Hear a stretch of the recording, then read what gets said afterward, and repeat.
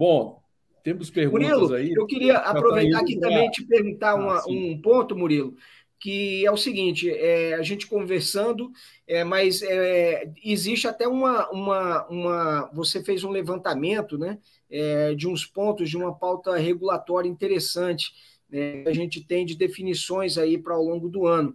Então, se você puder aí mencionar alguns desses temas, porque tem em várias instâncias, né, no Supremo, no TCU, no próprio Congresso Nacional, enfim. Então, algumas pautas que o mercado, do ponto de vista regulatório, que o mercado está olhando com bastante atenção nesse ano. Olha, Cris, eu destacaria aí o primeiro tema que está próximo de ser decidido é a venda da Oi Móvel, né, para as outras operadoras de telefonia celular.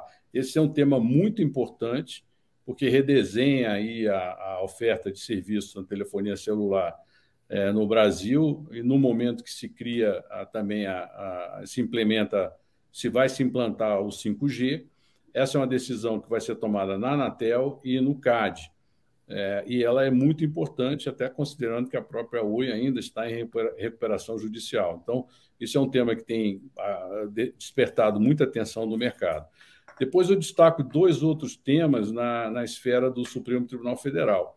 Um deles é a continuação de um julgamento que trata da possibilidade de transferência de concessões de serviço público sem ter que se fazer uma nova licitação.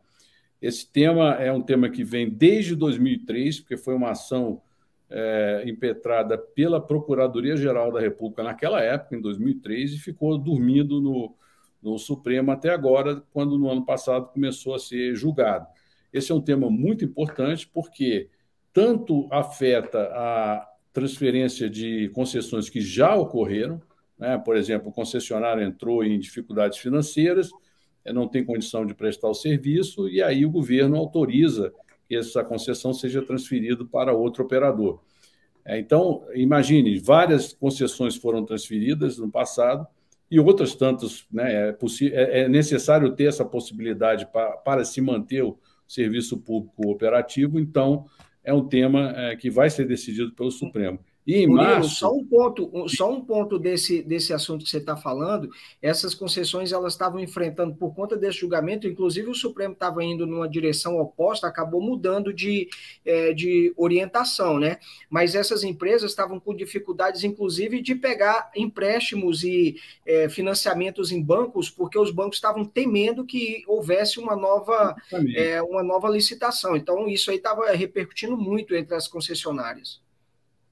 E o outro ponto que eu queria destacar, que é muito importante, é a composição do CARF, que foi modificada pelo Congresso Nacional e se acabou o que, entre aspas, se chama voto duplo, que era o seguinte: o CARF tem 6 conselheiros, 3 da iniciativa privada, 3 do governo, e o presidente é sempre do governo.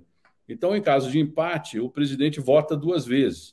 Ele vota como conselheiro e vota como presidente. E, nesse sentido, quase sempre, no passado, o governo ganhava, né? E o contribuinte perdia.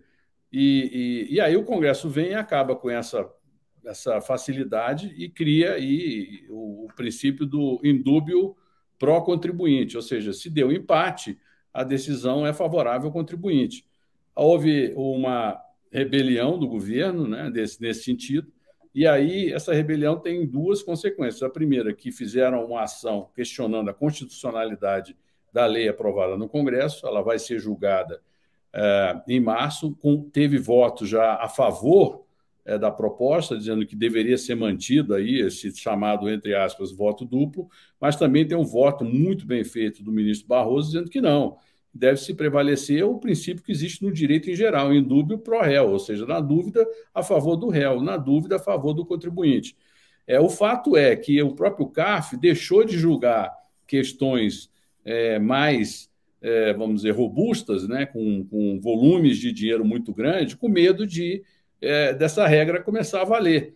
Então, se estabeleceu limites nesse último ano para as sessões virtuais, né, e grandes questões aí que estão afligindo os contribuintes continuam paralisadas à espera desse julgamento, cujo resultado ainda é indefinido.